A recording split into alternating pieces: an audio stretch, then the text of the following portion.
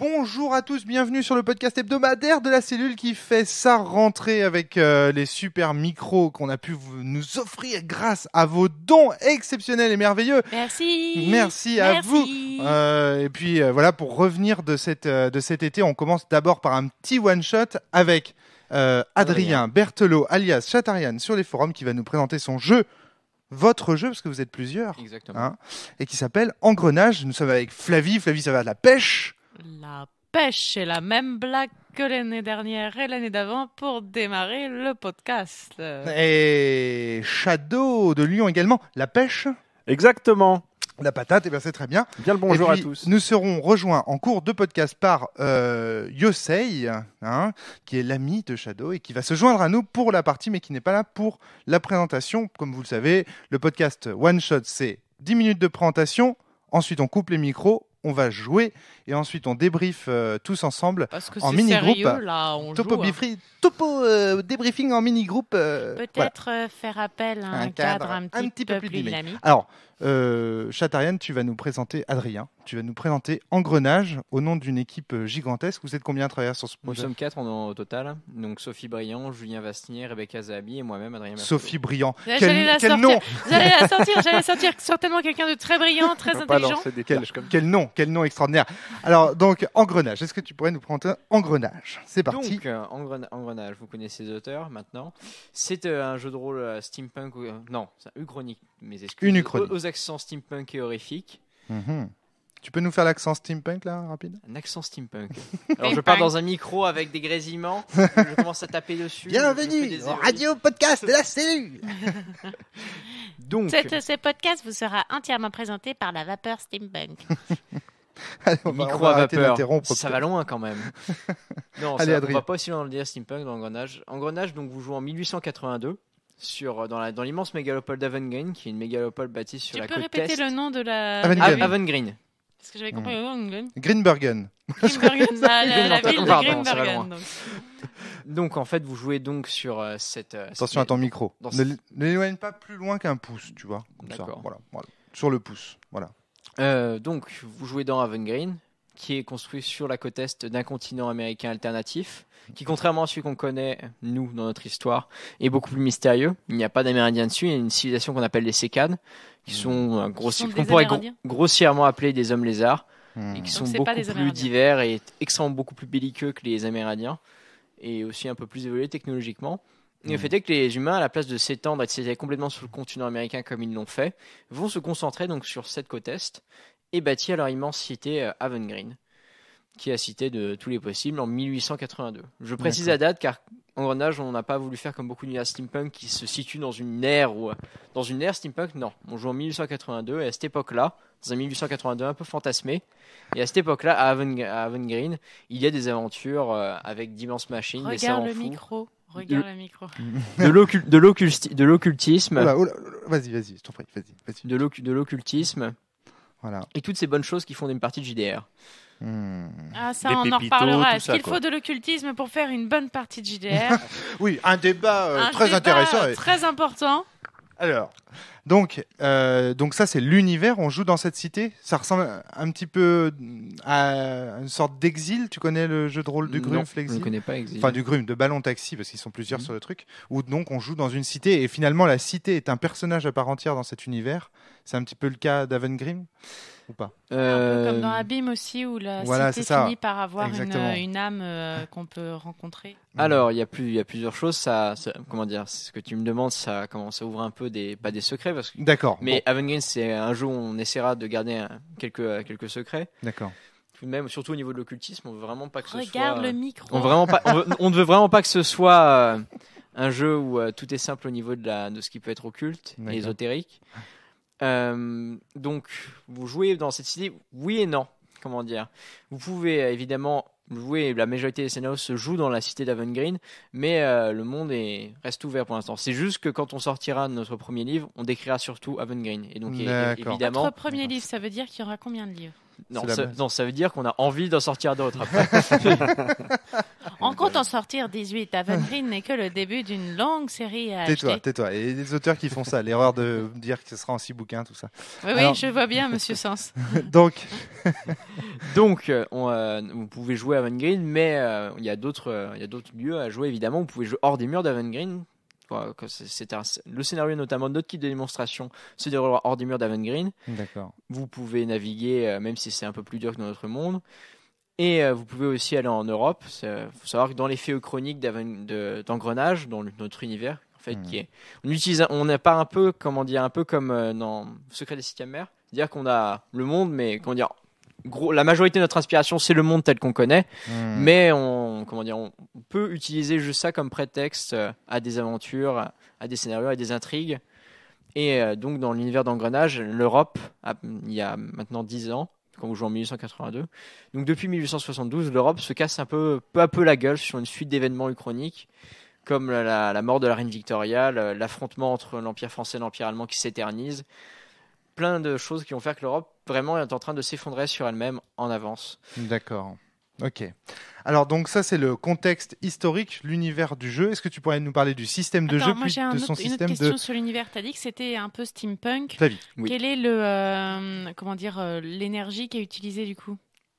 Tout simplement de la vapeur. C'est juste qu'on l'a mieux optimisé que, dans le 1882 d'Engrenage, on a une technologie qui est un peu plus évoluée. D'ailleurs, Pas pour du tout optimiser. Pas du tout d'électricité. Un peu d'électricité quand même, parce qu'en 1882, il y avait quand même de l'électricité déjà.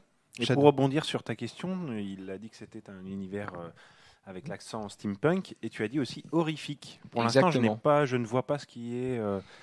Eh bien, j'y viens. Alors, l'horrifique, c'est surtout ce qui est une bête secret en fait dans l'engrenage. Vous avez en fait en Europe, c'est-à-dire, on part du postulat qu'à Haven Green, c'est que des gens qui sont venus d'Europe. Et en Europe, donc dans notre Europe à nous, il y a eu énormément de légendes, de mystères magiques, de choses absolument qui n'ont aucun rapport à voir avec le rationnel. Et pourtant, je crois que dans notre monde, il n'y a pas de magie. Désolé de décevoir certains. Est-ce que certains Ça, sont j'en déçus sais rien. que tu dis Ça, voilà, j'en sais ça rien. chacun. Bon, c'est pas du jeu de rôle, alors, Ça s'il n'y a pas de magie. Oui, bon, ce n'est pas ici qu'on va faire un débat dessus. Et par contre, une chose intéressante, c'est qu'une fois que les humains vont arriver sur Haven Green, quand il y a les choses vont un peu changer. Il y a toutes les légendes qu'ont ramené ces gens en traversant la mer vont, je ne veux pas dire prendre vie, mais on va relever de plus en plus de faits qui vont être mis en corrélation, qui pourront être mis en corrélation par les joueurs avec des légendes d'Europe. C'est quoi? En gros. C'est l'imaginaire collectif qui va c'est prendre comme dans vie. les crimes en fait. Peut-être. Les crimes, Peut-être l'imaginaire pas. collectif finit par prendre vie. C'est les joueurs qui force de découvriront l'imagination. à leurs dépens surtout. On trouve ça aussi dans Influenza, le jeu Ouais. de Pika, où il y a l'espèce d'égrégore qui est un espèce d'univers mental qui flotte Il au-dessus. y a aussi l'excellent jeu de rôle Archéron aussi, D'accord. que j'ai lu. Ok, alors, le système de jeu, le système de résolution, c'est parti. Alors, Engrenage Système de se jeu joue d'abord. système C'est de un mais jeu c'est des pareil. joueurs. Oui, c'est un jeu et des joueurs. C'est un jeu de D'accord. rôle classique. C'est un jeu de rôle classique, très bien. Regarde ton micro. Vous jouez donc dans Engrenage le système de dés. Non, tu peux nous regarder en fait. Attends, j'interromps 30 secondes là, parce que des considérations techniques. En fait, tu peux regarder nous, mais c'est juste la distance à ton micro qui doit D'accord. être Tu parles vers le voilà, micro. voilà, comme ça, très bien. Ouais. Voilà. Donc, système de au jeu, niveau c'est du jeu de système rôle. de jeu. Je classique. vais pas le faire expliquer la fiche car sans visuel, ça risque d'être un peu dur. J'ai juste énuméré. Comment dire au niveau de la fiche tient en une page. C'est quoi? Fiche tient en une page avec 6 caractéristiques et 8 compétences par 8 x 3, 24 compétences. Vous T'as avez. pas intérêt de te planter là. Caractéristiques. 8 x 3, c'est 28. Ensuite, vite fait sur la fiche, vous avez 3 jauges à compléter. Vous avez votre jauge de santé. Tout le monde a 24 points de vie. D'accord. Oui, 24 points de vie. Mhm. Ce qui est assez intéressant dans le sens où c'est quand même assez pour prendre les blessures bénignes en compte. Mais c'est aussi, comment dire, vous verrez quand vous prendrez des dégâts, mais ça peut descendre très vite. Ça reste quand même un équilibre. Vous n'avez pas peu de points de vie, vous n'avez pas non plus énormément comme on peut avoir dans certains jeux de rôle. On peut mourir? Oui. D'accord. Ensuite, On vous peut avez pas Le jeu- mourir alors comme le- dans certains jeux où en gros t'es mort mais c'est pas grave, Le- c'était quand même qu'à -2 donc on peut toujours faire s'arranger pour te faire revenir avec un malus et un bras en moins. Non, comment dire, oui, c'est dur de mourir, comment dire, si vous avez vraiment la volonté. En Engrenage, ça reste un jeu, comment dire, avec un peu de pulp, donc vous pouvez combattre avec un bras en moins, ce sera encore Attention à plus ton héroïque et Attention à ton épique. micro. Alors, reste et épique le tout de jeu même. est disponible comment? Pour l'instant, il y a des kits de démo en PDF, Alors, c'est ça? le kit de démo arrivera dans le prochain JDRMA qui va sortir en septembre, donc D'accord, donc c'est ce mois-ci. ce mois-ci. Voilà.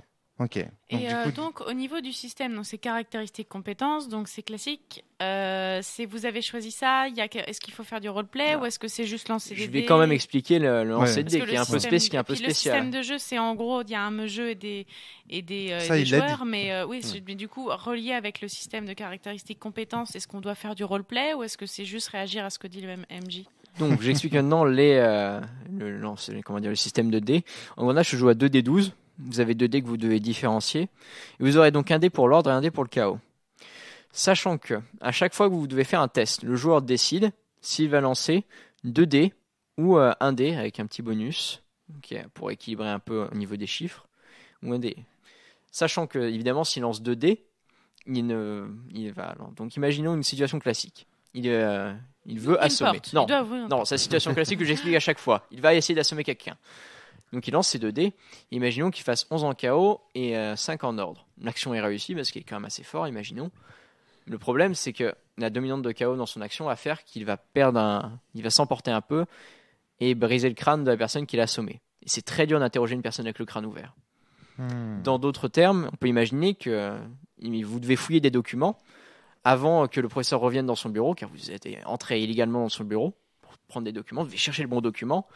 Et vous faites un jet d'administration, donc, mais vous faites une prédominance en ordre. Et la méthode ordre pour trouver un document est, beaucoup plus. Vous serez sûr de trouver, mais vous allez mettre du temps.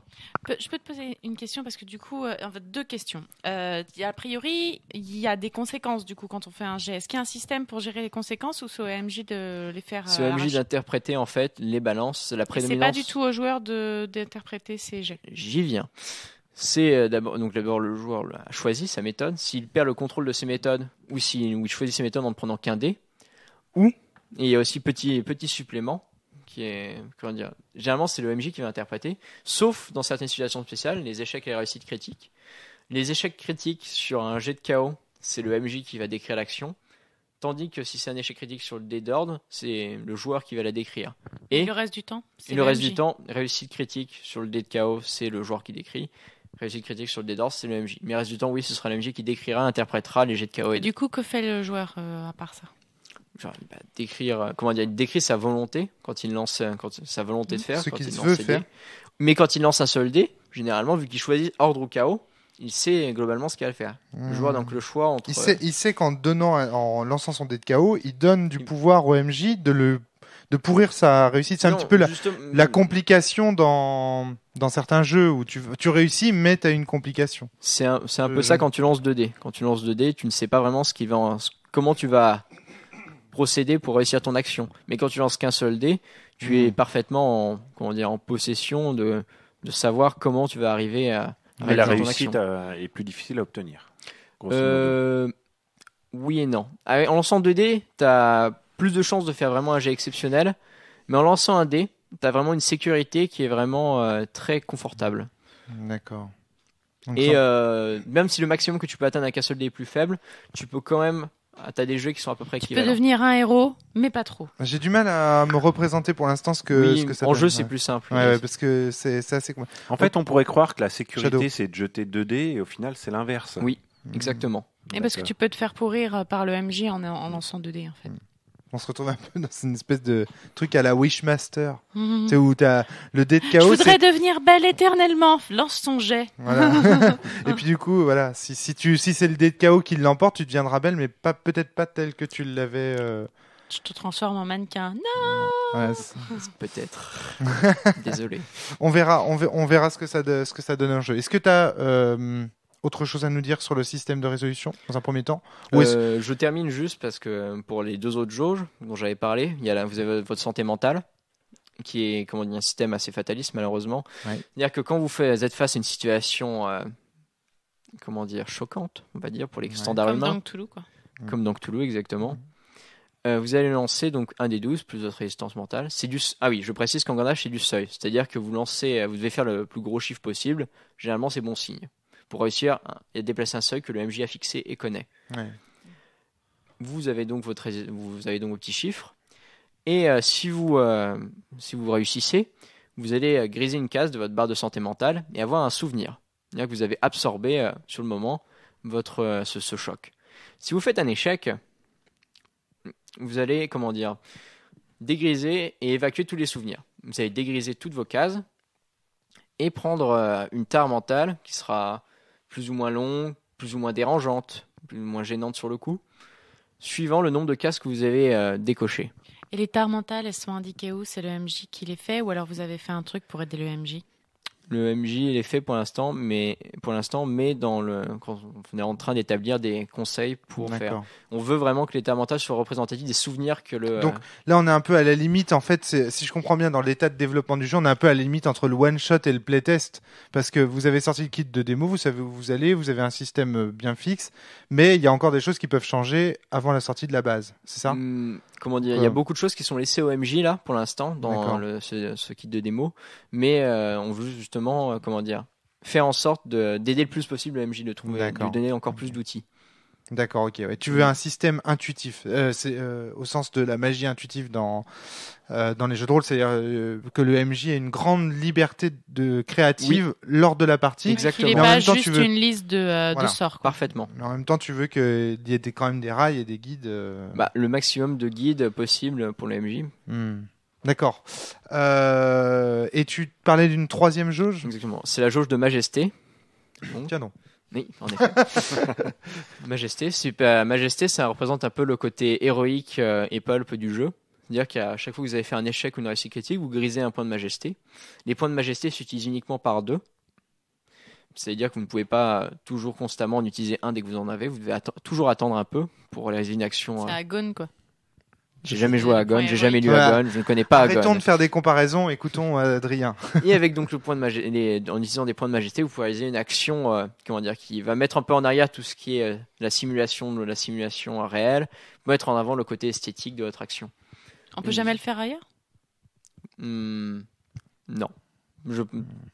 J'aime pas donner des noms catégoriques. Donc c'est un jeu très réaliste et puis il y a des moments où on peut faire un. Je vais pas non plus dire, j'aime pas dire des noms catégoriques. Non mais je veux dire quand tu joues généralement tu essaies de faire des trucs réalistes et quand tu utilises ces points de majesté là tu peux te la péter. Oui. Enfin réaliste dans le sens du MJ, c'est-à-dire c'est quand même un jeu où il y a de l'occultisme et de la magie. Hein. Oui. Non, c'est pas réaliste, c'est. Comment dire? Simulationniste. Non. Non plus. Proche du. C'est compliqué. Vous qui écoutez, aidez-nous là. allez, envoyez des mots à la cellule et tentez de gagner un sac de décence. Un décence, mon cul. ça ne risquait pas d'arriver. Donc, voilà pour la présentation des 3 jauges, pour la présentation de l'univers. Il ne nous reste plus qu'à jouer. Tu nous as amené des pré-tirés, c'est ça? Exactement. Et puis on va voir ce que ça donne. Allez, c'est parti, on joue.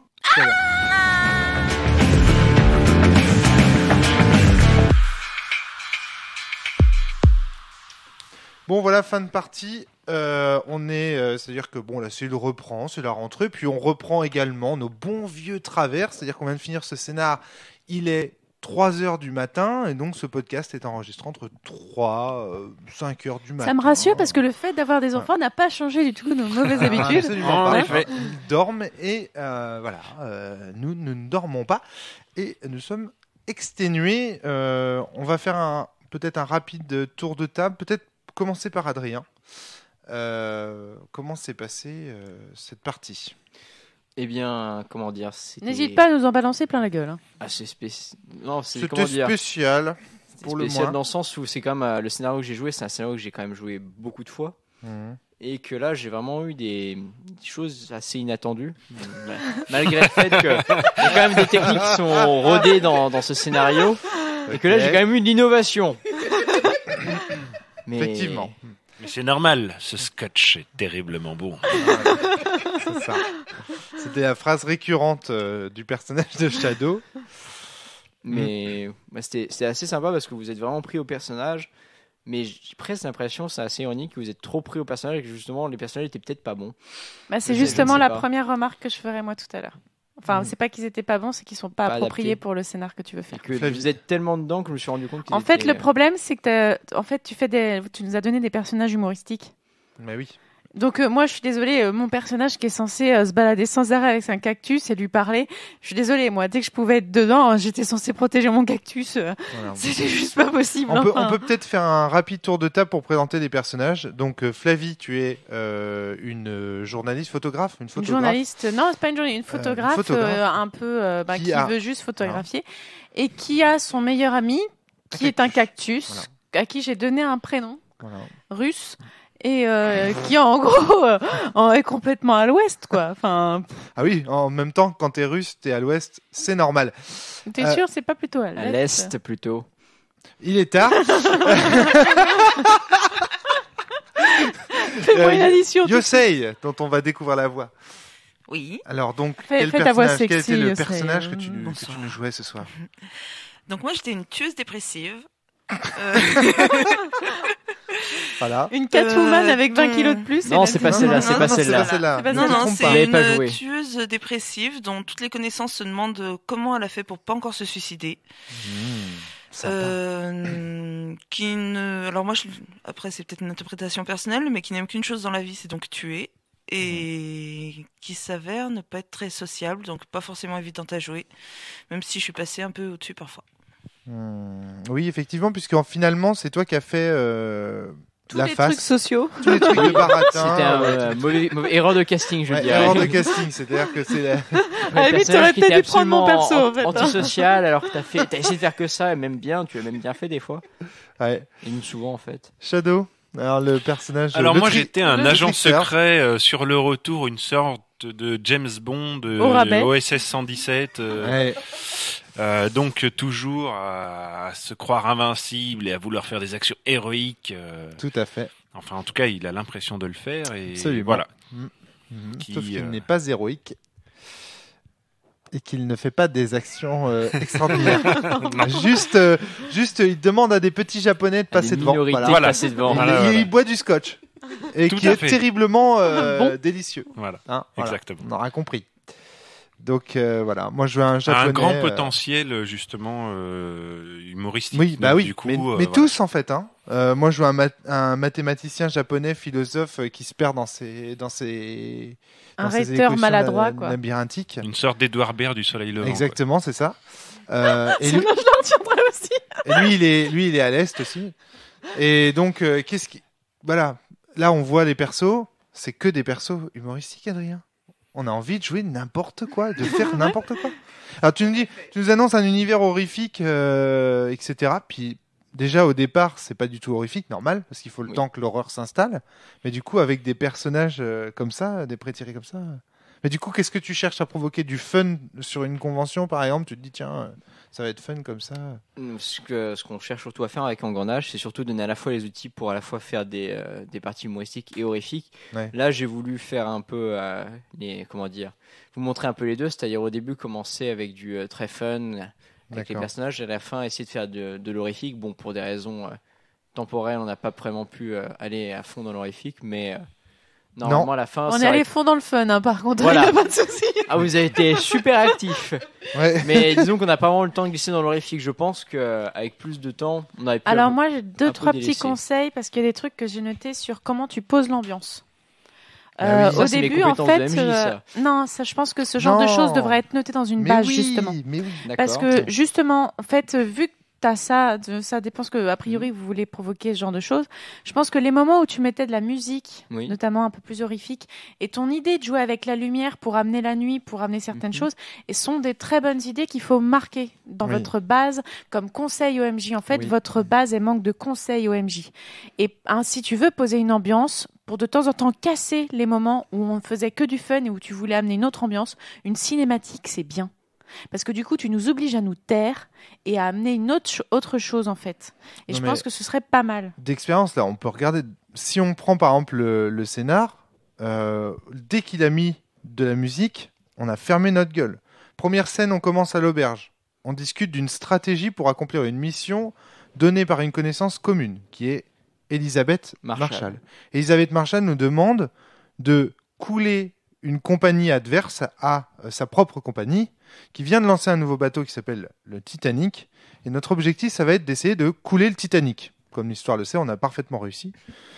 Et donc, l'objectif, c'est ça. Et donc, première scène, on se rassemble à l'auberge. Je raconte la fiction parce que nos auditeurs vont encore dire qu'on raconte pas la fiction. Oui. On se rassemble à l'auberge pour débriefer, essayer de trouver une idée, un plan pour se débarrasser du Titanic. Ça, c'est aussi un autre problème, Adrien, c'est que, étant donné qu'on sait que le Titanic va couler, c'est très compliqué, je trouve. Enfin, ça, je sais pas si ça vous a dérangé, vous. Si, moi, ça m'a dérangé parce qu'à chaque fois, en plus, j'avais envie de faire des blagues sur les icebergs et du coup. Vu qu'on sait comment ça va se finir, on se dit, à quoi bon faire tout un plan et élaborer tout un truc, puisque de toute façon, le Titanic va couler. C'est ça, on verra ça peut-être. Quoi qu'il en soit, première scène à l'auberge. Là, c'était déjà n'importe quoi. Ouais, grave. Oui, mais ça, c'est ce qu'il expliquait. Ce qui est intéressant, c'est de partir sur du fun et d'arriver à quelque chose d'horrifique. Donc, non, mais à la limite qu'à l'auberge. Pourquoi l'auberge, c'est n'importe quoi? Parce qu'il n'y a pas d'enjeu, il n'y a pas assez d'éléments fictifs sur lesquels raconter des histoires et sur lesquels commencer à créer. En fait, dans quelle direction créer. Le problème, c'est quand on arrive comme un cheveu sur la soupe dans cette auberge. On ne sait pas comment on s'est rencontrés. On tombe un peu là sans trop savoir quoi faire. Bon, alors il faut qu'on coule un bateau. Bonjour, on se connaît pas. On n'a jamais fait nos persos avant. Enfin, et là on est censé ensuite monter sur le Titanic et trouver quoi faire. Mais on est censé se dire on va chercher un petit peu comment faire. Mais en fait on n'a aucune idée. On est pressé par le temps. Le Titanic part bientôt. Non, j'ai pas le temps d'aller acheter quelque chose pour pouvoir faire. Et dès qu'on est sorti, Adrien. Dès qu'on est sorti du truc et que tu as mis la musique, que tu nous as décrit cette Europe en ruine, là, tout le monde a fermé sa gueule. Je me souviens, Shadow, le sourire terminé, Flavie pareil. Si c'était resté sur cette ambiance-là, la montée horrifique, on l'aurait senti parfaitement. Et c'est dès que la musique s'est recoupée, qu'on est retombé dans les travers. Intéressant. Là, tu vois, la musique, c'est pas un détail, c'est capital. C'est le jeu, peut-être.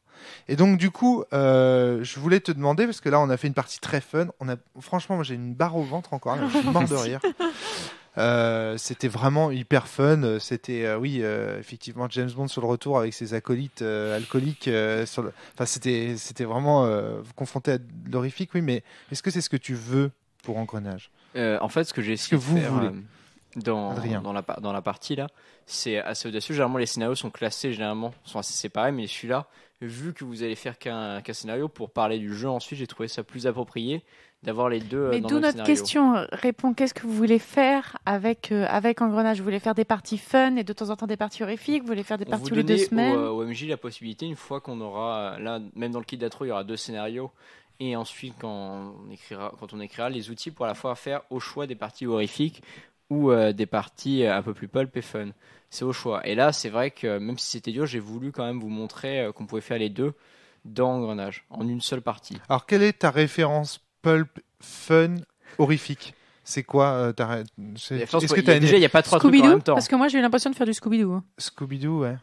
Scooby-Doo, c'est pulp, c'est fun et c'est horrifique, effectivement. Vous savez que vous aviez déjà lâché que l'appel de Cthulhu, c'était la bande à Scooby-Doo. Alors... Non. non. C'est pas tout à fait. Avec tout notre respect pour Cthulhu, on disait que c'était une manière de jouer à Cthulhu. C'est pas la manière dont on joue à Cthulhu la plus fréquente. Hein. Nous, on joue plutôt sérieux, justement. Mais là, c'est parce qu'il y avait les deux en même temps que ça paraissait peu sérieux. Mais normalement, il y a... Comment dire? C'est pareil. Souvent, on fait des scénarios séparés, mais celui-là, il a été fait justement pour montrer à la fois les deux. Après, comment dire? Tu me demandes des références sur les 3 en même temps, mais il n'y a pas de référence sur les 3 en même temps. C'est juste qu'Engrenage, on veut donner. Indiana Jones, peut-être? Les deux. Non, on veut donner le temple on veut donner le choix en fait au MJ de faire soit l'un soit l'autre. Mais comment dire? Là, dans le cas présent, on a eu les deux en même temps, mais généralement, les scénarios sont prévus que pour un thème.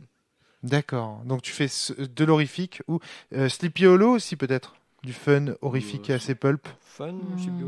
Ah bah si. Attends, j'ai vu le cavalier, il n'avait pas de tête. C'est assez fun en fait. C'est vrai. Je sais pas, et le personnage de Johnny Depp est quand même pas.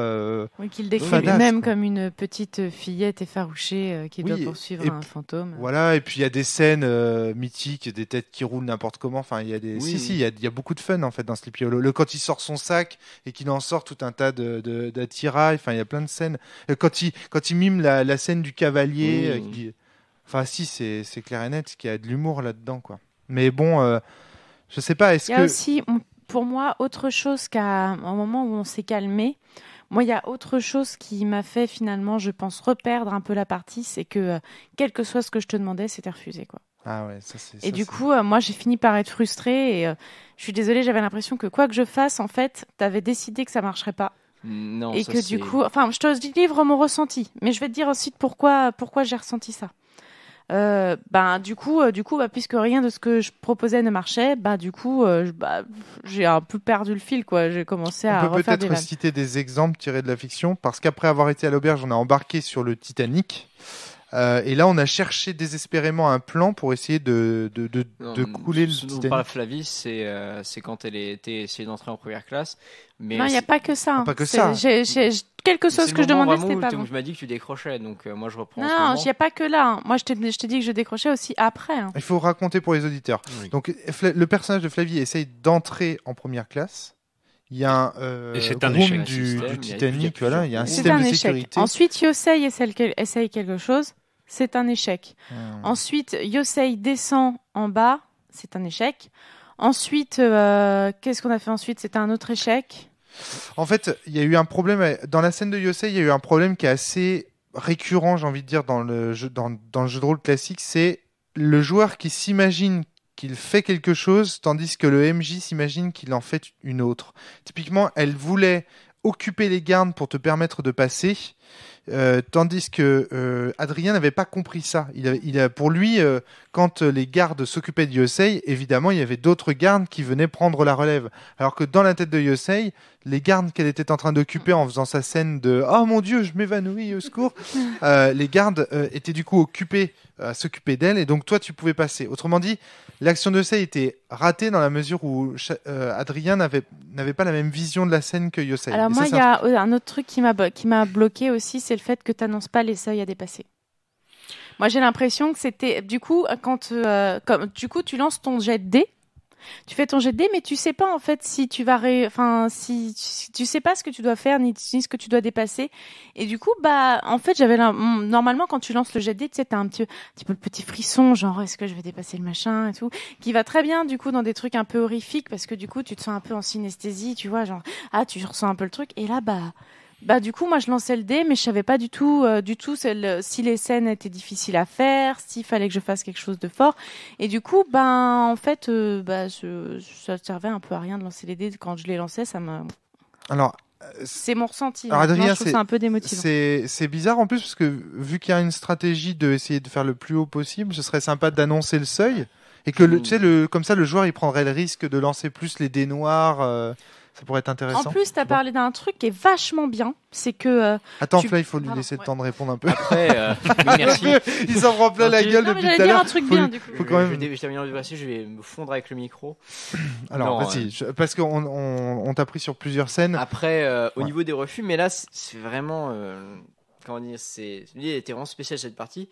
Et vraiment, je vais pas dire que t'as eu que des mauvaises idées, mais. Il y a plein de trucs où je pouvais pas dire. Je trouve qu'on a été trop rentre dedans en fait.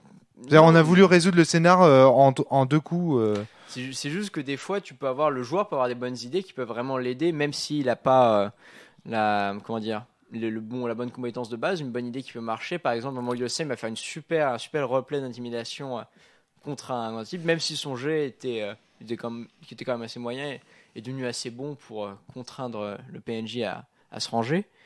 Mais là, des fois, le PJ peut aussi avoir des mauvaises idées et donc mais tu vois, par exemple, elle fait vachement bien son roleplay. Oui. Tu nous donnes quelqu'un pour nous faire le tour des machines, mais au final, c'est quelqu'un qui peut pas nous aider. Donc du coup, j'avais l'impression que ça servait à rien. Il a quand même dit des trucs. Il nous a dit, là, c'est les machines. Là, c'est le tour. Il vous a montré, il vous a fait visiter le truc, il vous a dit non.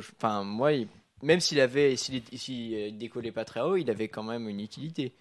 Mais au final, c'est quand Yosei est retourné voir le premier gars et qu'elle a refait quelque chose en fait que finalement ça a marché. Au final, son premier roleplay la situation. Mais vous aviez pas rien. C'était pas on pouvait à tout moment, on aurait pu dire à Adrien, on a visité cette salle, donc on la connaît bien. Mais on était avec le gars. Donc c'est ça que tu veux dire. D'ailleurs, pour répondre à ce que tu disais. T'as fait péter le. D'ailleurs, vas-y. Quand tu disais effectivement, ça va peut-être nous servir à quelque chose. On l'a utilisé plus tard. On devait poser des explosifs dans le navire et on a dit que voilà, on se servait en fait de cette visite. Voilà. Pour savoir où placer nos explosifs, on l'a pas réexpliqué. Oui, mais heureusement qu'ensuite Yosei est retourné voir le premier gars qui l'avait envoyé chier pour avoir les infos de savoir où fallait placer quoi, parce que sinon on n'aurait même pas su en fait. Je vais me permettre de couper un petit peu l'échange qu'il y a actuellement parce que j'ai l'impression que, moi j'ai pas l'habitude d'être présent sur ce podcast. J'ai l'impression sur les podcasts one shot. Voilà, one shot, oui, tout à fait. Là, j'ai l'impression qu'on parle plus en fait de comment on a joué ce scénario avec Adrien, je précise bien avec Adrien, que du jeu en lui-même. Oui, mais le problème, c'est le principe de one shot. Voilà. Et le principe, en fait, le principe de one shot, c'est d'expliquer aux auditeurs que c'est important de bien faire une base de jeu de rôle de façon à ce que n'importe quel MMJ puisse prendre la base et jouer by the book avec vraiment le plus proche possible des règles données dans le bouquin et donner une bonne partie. Si Chataria nous dit bah moi j'ai joué Engrenage mais à ma façon, du coup on teste plus Engrenage, mais du coup on doit quand même parler de la partie, tu vois ce que je veux dire. D'accord. C'est normal.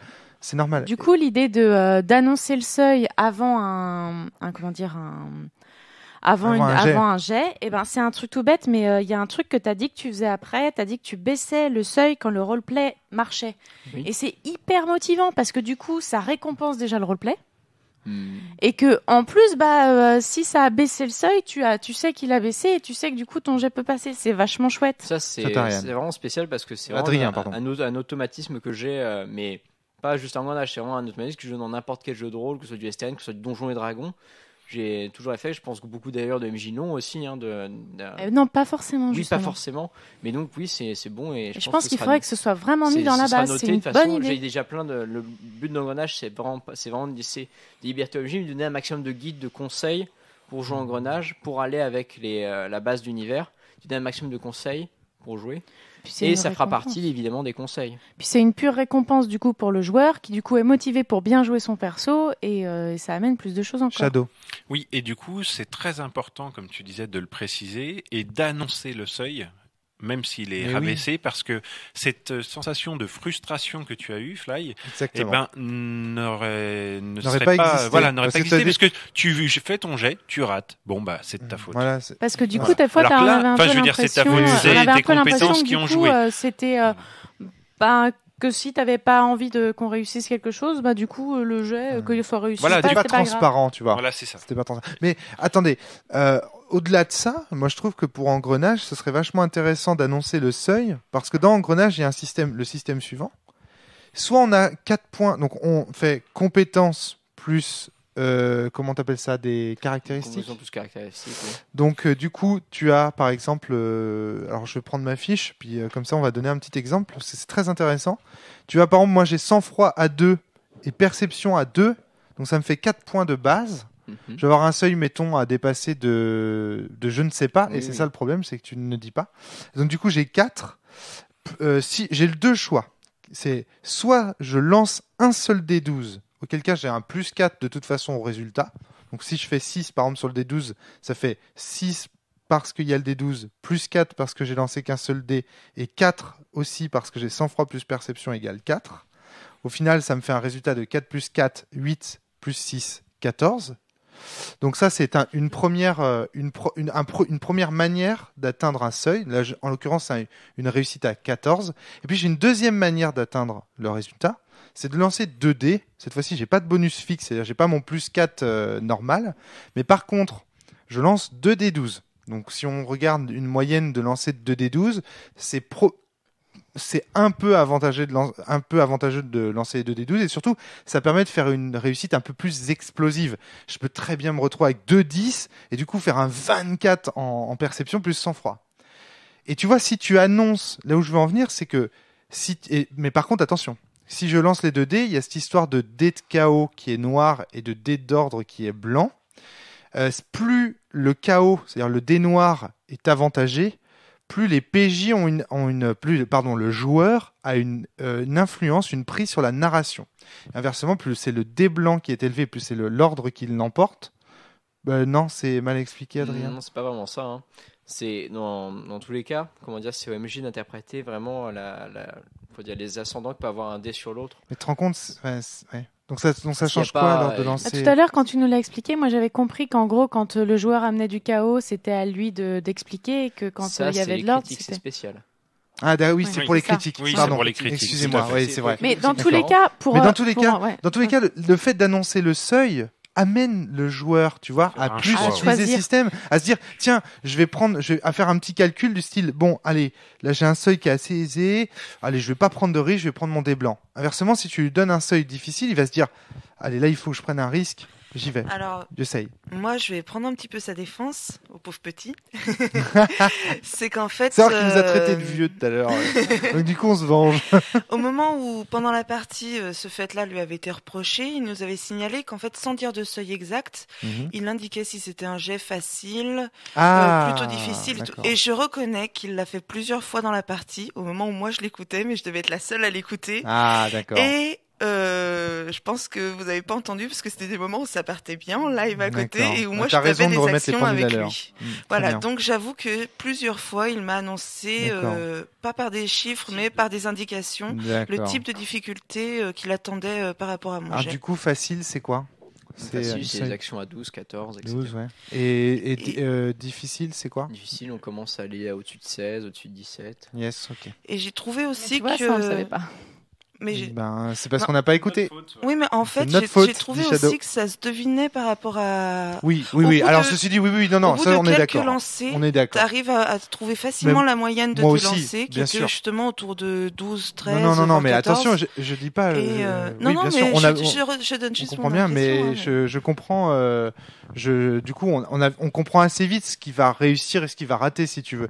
Mais je me disais, peut-être que le fait d'annoncer le seuil entraîner un petit choix stratégique qui pouvait être pas mal, notamment sur cette histoire d'acquérir la narration. Mais du coup, mais c'est vrai tu vois, que si par c'est juste exemple, sur le critique, moi, après l'avoir utilisé la une fois, je me suis dit qu'utiliser les 2 dés, en fait, ça amenait trop de risques. Et du coup, j'ai pu lancer qu'un seul dé. Alors que si tu lances un seuil, genre indépassable, sauf si tu arrives à faire un bon gros jet sur tes 2 dés, t'es là, je vais quand même lancer les 2 dés, quoi. Peut-être qu'il faudrait que le seul dé soit peut-être un petit peu plus risqué. Mais bon, le problème des D12, c'est que tu as un énorme... Il y a quand même un truc que j'aime bien remarquer quand tu me dis que tu lançais qu'un seul dé à la fin, c'est qu'à chaque partie d'engrenage, il y a soit des joueurs qui viennent me voir, qui me disent qu'à la fin, oui, moi je préfère lancer que les 2 dés, et d'autres qui disent, non, il faut lancer qu'un seul dé, etc. Et à chaque fois, j'ai des avis extrêmement divergents sur ça, et bien beaucoup de joueurs qui ont un avis très tranché sur quel dé il faut lancer. Et moi, j'ai pas d'avis. Ça prouve que techniquement, les deux sont valables. Moi, j'ai pas d'avis, mais en même temps, c'est ça qui pose problème. C'est-à-dire que je vois pas la différence, en fait. J'ai du mal à comprendre. Du coup, je comprends pas ce que ça apporte de lancer 2 ou un seul. Mais je pense que c'est un truc que j'ai pas compris, mais j'ai pas compris ça. Shadow. Toi, t'avais l'air d'être au top là-dessus. T'avais tout compris là-dessus. C'est Shadow, il t'entend. En fait, quand on jette les 2 dés, ordre ou chaos, en fonction de l'action, puisque c'est toujours différent, si le dé chaos est supérieur, il n'y a pas besoin d'une différence importante, mais si l'un est supérieur, l'action va pas tout à fait se dérouler de la même manière.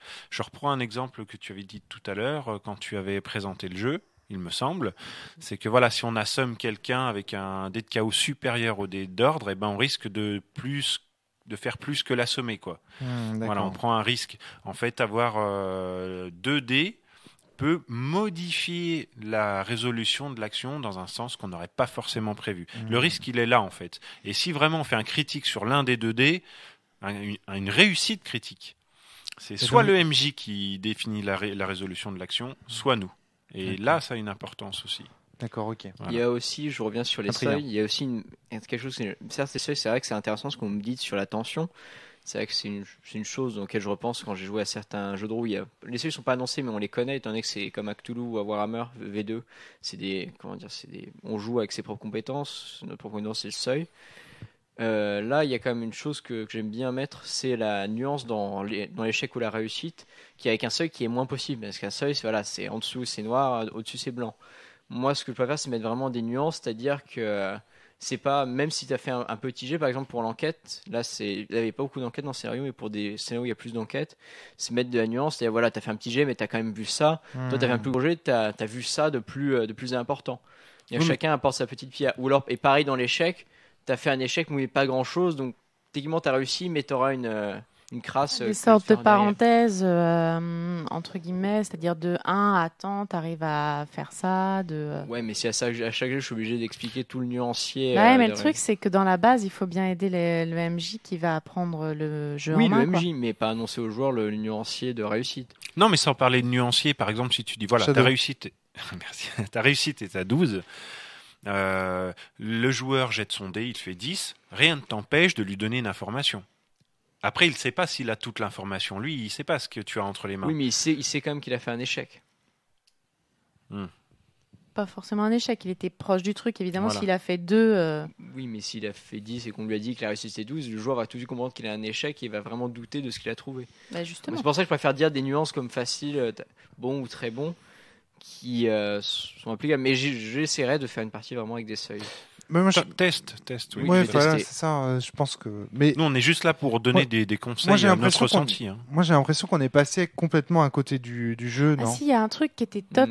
Je tiens à en parler. Il y a un truc vraiment que j'ai trouvé bien. Alors, je sais pas si ce sera mis dans la base, mais à un moment, tu as fait un bonus pour entraide. C'est-à-dire, tu as dit à John Ben, le perso de Shadow, en plus, John Ben.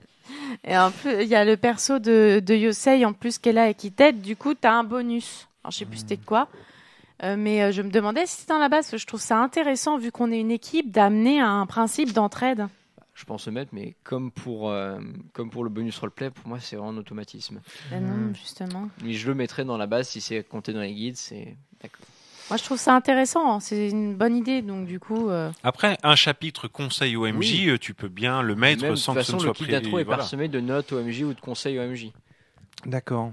Alors, je sais pas, moi j'ai l'impression d'être passé à côté du jeu. Tu me dis non, pas vraiment. Non, parce que tu as, comment dire, comme fait une partie. Le système, tu l'as joué, t'es pas complètement passé à côté non plus. En fait, j'ai réellement l'impression, après cette partie, Shadow. Moi j'ai un ressenti assez similaire à Romaric. C'est pas qu'on soit passé à côté du jeu, parce que j'ai ressenti un potentiel dans le jeu, mais j'ai l'impression que sur notre scénario, on n'a pas vraiment vu le jeu.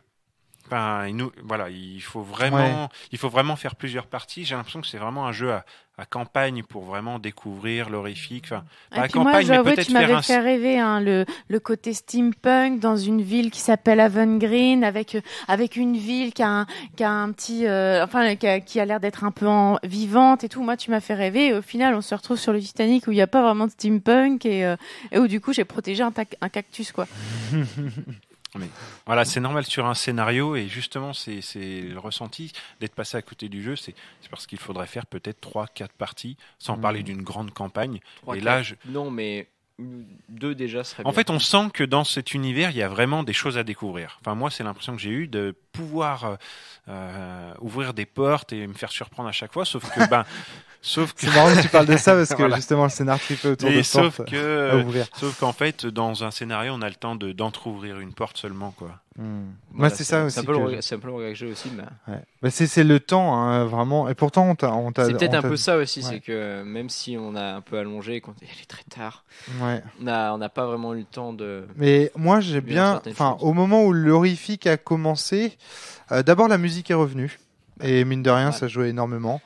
Et moi, je me suis dit, ah ouais, d'accord, en fait, le jeu commence. Tu vois, moi, c'est ça que je me suis dit, en fait. Je me suis dit, ah, ça y est, on a passé l'intro réelle, bon, voilà, et là, le fantastique arrive, et l'intro est finie, et le jeu commence. Et je me dis, putain, c'est con, le jeu commence, et moi, je suis crevé, tu vois. Oui, c'est pour ça que je dis que j'ai pas ça. Lié à la partie, parce que là, je l'avais expliqué à la fin, mais je crois que tu étais parti à ce moment-là. T'avais que vraiment l'horrifique dans scénario, c'était vraiment quelque chose à voir sur le progressif. D'ailleurs, techniquement, la nuit, il vous est rien arrivé. Hein. Vous avez vu des portes froides. Et sinon, c'est tout, quoi. Vous avez passé une mauvaise nuit, point. Vous avez rien eu, vous avez pas vraiment vu grand chose de très traumatisant. C'est vraiment le trip de l'explication alternative du naufrage du Titanic. Yosei, je te vois... En fait, oui, j'hésitais un peu parce que ce que je vais dire se rapporte justement à ce scénario-là et pas au jeu en général. Parce que le problème que j'ai trouvé à ce scénario-là, c'est qu'on se retrouve à préparer le fait de couler un bateau comme le Titanic 1h30 à l'avance. Enfin, je veux dire, voilà. Par contre, chercher les informations, ça a pris 3 plombes, faut être honnête. Bon, peut-être parce qu'on faisait n'importe quoi aussi, mais voilà.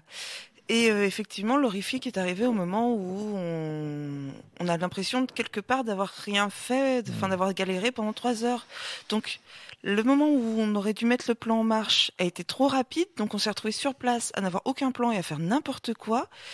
Et l'horrifique est arrivé un petit peu trop tard, parce que c'était aussi la partie que j'attendais avec impatience. Voilà. Il faudrait, tu ne crois pas que ce serait intéressant de laisser les joueurs avoir le droit de faire des flashbacks avec leurs personnages ? Dire bah tiens, avant qu'on arrive sur... De toute façon, comme ça tu gardes un peu le côté scénar immédiat res, genre tu sais, on commence direct dans l'action. C'est ça que c'est ça que tu voulais. Ouais, non, mais je sais bien, je vois bien le truc.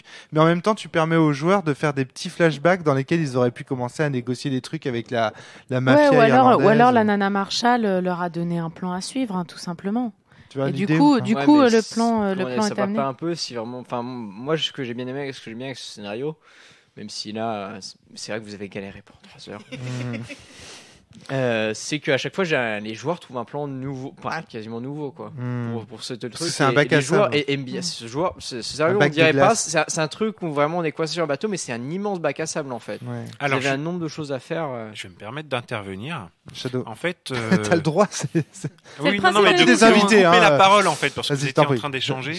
Et alors, c'est personnel, d'autres pourraient me soutenir le contraire, mais moi je trouve que découvrir un jeu sur un scénario bac à sable, c'est très difficile. Je préfère avoir un kit, une initiation sur un jeu plutôt linéaire qui va me montrer différents aspects du jeu, m'emmener à des endroits en me disant regarde, je t'ouvre un petit peu la lucarne, tu vois il y a un truc derrière, tac je referme, je t'emmène au suivant, tac je te montre un peu, et à la fin du scénario, je me dis oh là, il y a quelque chose à faire avec ce jeu. Et un bac à sable, quand on maîtrise pas l'univers, puisqu'on était là pour le découvrir, au final. Ça dépend vraiment. Ouais. Voilà, non, mais tu vois, là, j'allais dire, tu peux me soutenir après, le contraire, mais en tout cas, c'est mon ressenti. Moi, voilà, on a papillonné, du coup, on a peut-être perdu du temps parce que nous, si on nous met la possibilité de faire je vais dire le mot, une connerie sous le nez, qu'est-ce qui se passe? On passe 3 heures dessus à faire une connerie et voilà. Après, j'ai pas voulu vous faire le scénario du kit d'intro. Justement, au cas où vous voudriez après le jouer. Ah, évidemment. J'espère. Ah oui, bien sûr. J'ai pas voulu, je vais vous faire un autre scénar. Non, mais c'est bien. Comme ça, tu spoiles pas les gens qui vont télécharger. Exactement. C'est pas plus mal. J'ai une question sur les points de majesté. Oui. Les points de majesté, j'ai vu qu'on pouvait en avoir quand même pas mal. Par exemple, moi, je pouvais en avoir 8. T'avais un perso fait pour en même temps. Ouais, mais je trouvais que je lançais pas assez les dés pour pouvoir accumuler les points de majesté. Or, on les utilise en plus 2 par 2, donc c'est quand même des trucs qui vont descendre assez vite. Je me demandais si du coup on les gardait d'un scénar à l'autre, ou s'il fallait tous les utiliser pendant un scénar. Oui, on les garde, c'est justement pour ça que la jauge est importante. Et toi, à 8, tu as vraiment une grosse jauge de majesté. D'accord. Ce qui m'amène sur une des choses que je voulais te poser comme 2 choses en fait. Les points de majesté, qu'est-ce qu'on peut faire, qu'est-ce qu'on peut pas faire? Parce qu'on a bien vu qu'Yosei, du coup, quand elle a utilisé son point de majesté, en fait, c'est pas genre tu deviens une méga superstar qui peut faire n'importe quoi avec une chaise et tuer quelqu'un avec un équi dans l'œil, quoi. Du coup, quelles sont les limites du point de majesté? Il y a une scène, il faut raconter la fiction parce que sinon on va encore se faire engueuler. Il y a eu une scène de combat en fait sur le Titanic.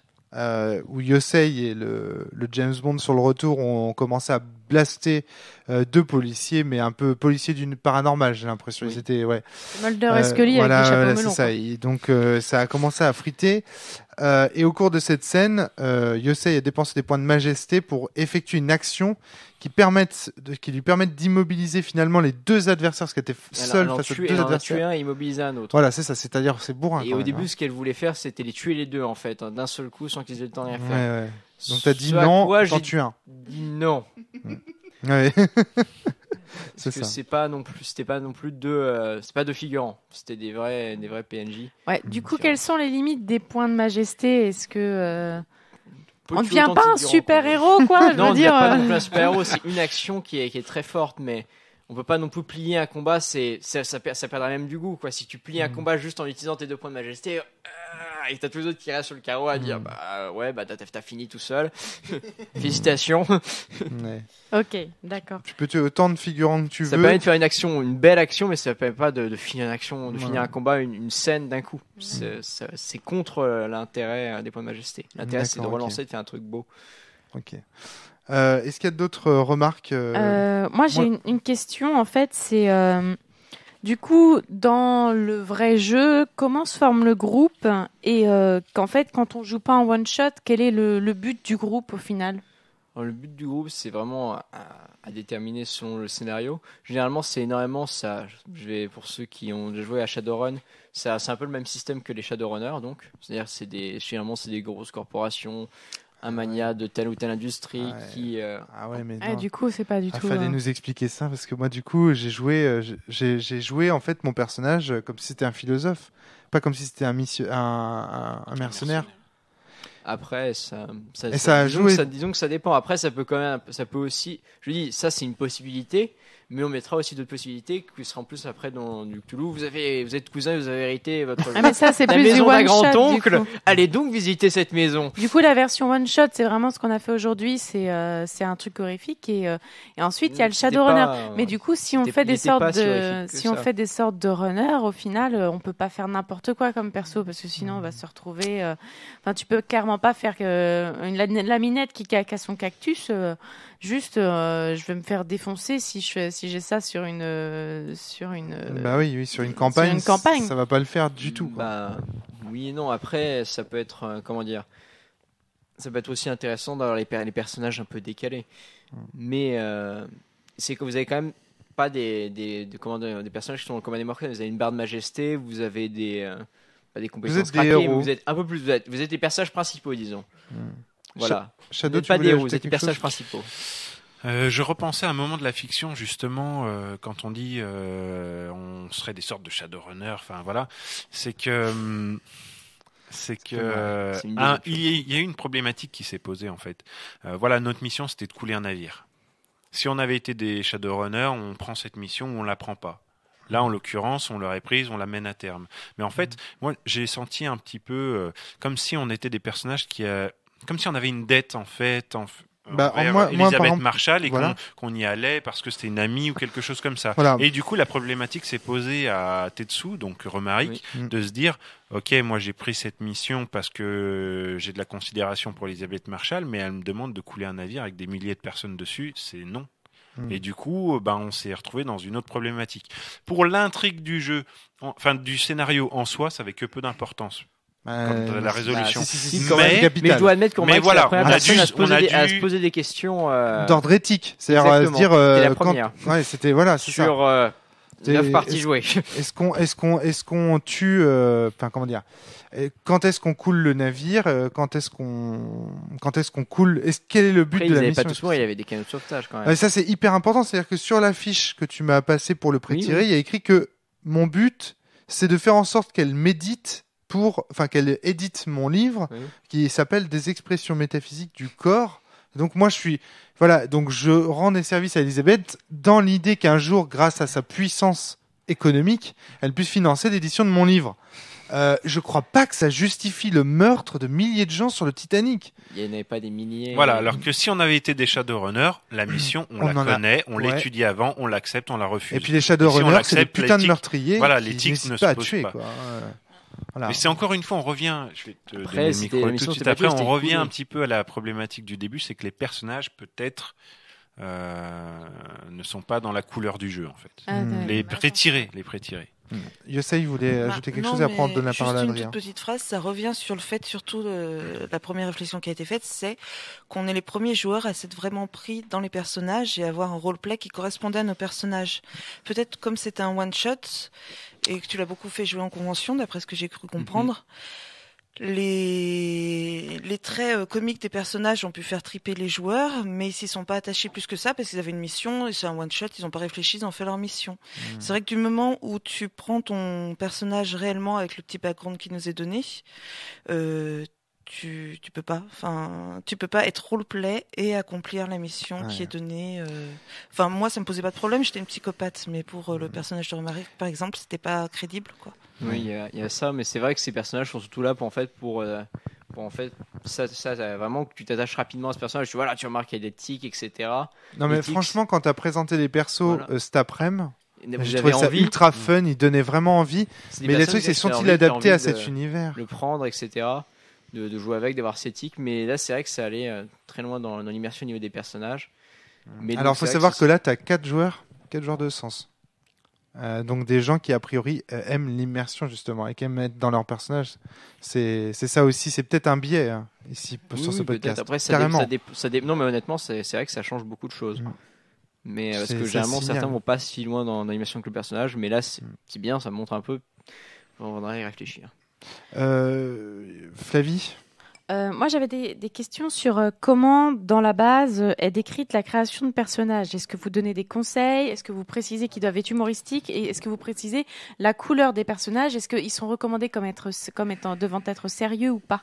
Donc déjà dans le kit de démo il n'y a pas la base de création de personnages, le kit de démo contient que des préfaits et que pour l'instant on est en train de bosser dessus actuellement sur la création de personnages, sur comment on les crée. On a un petit système pour le créer entre nous, entre auteurs. On n'a pas une vraie base.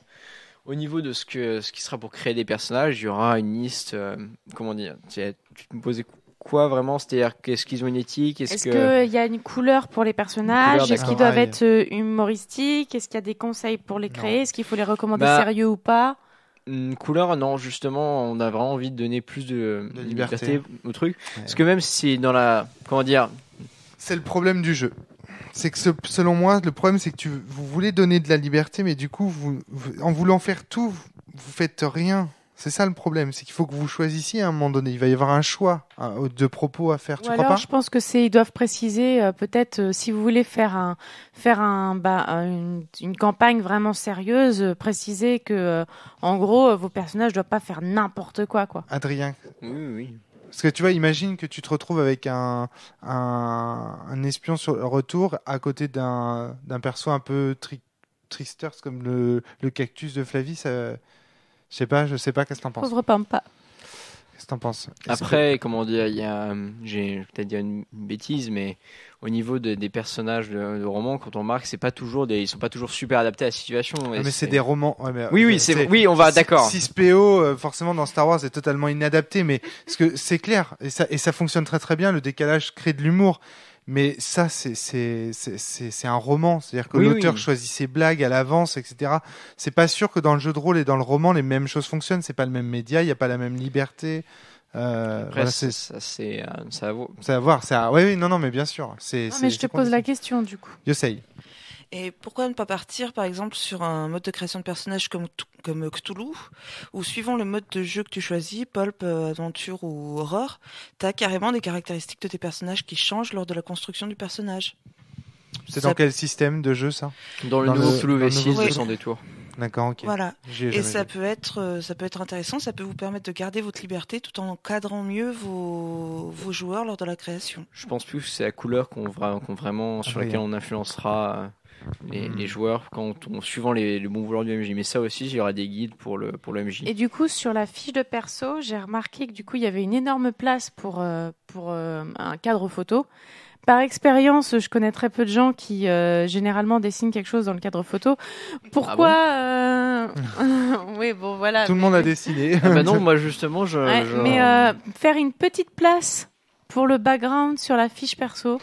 Alors, il nous a distribué pour parler de la fiche s'il y a besoin de me faire une seconde fiche pour le background, autant le faire déjà sur la fiche. Déjà au niveau du portrait, je conteste. Il y en a plein. D'ailleurs. Voilà, je dis j'ai même été tenté à un moment de ramasser toutes les fiches de convention fiche. pour faire un livre d'ordre et tous les gribouillis qu'on a eu. Je te jure qu'on en a eu des tonnes. Ah bah du coup, je t'en fais un. Attends, j'avais rien dessiné parce que j'avais peur. Alors là, j'en fais un. Oui, attention, là en marche.